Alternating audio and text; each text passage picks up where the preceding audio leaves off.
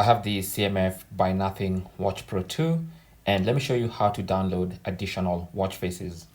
Now we have the watch faces that are already on the watch. If you long press and scroll, you'll see the watch faces that are on the watch. But you can go ahead and download additional watch faces using the CMF Watch app on your phone.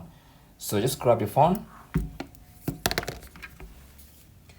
and launch the CMF Watch app. Here it is. And then you want to tap on the watch icon in the bottom menu, and then in the dial gallery, just tap on more.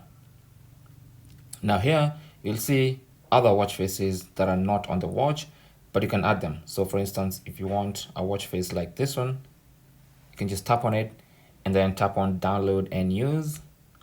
It's gonna ask you, are you sure you want to download this watch face? Tap on yes to confirm that.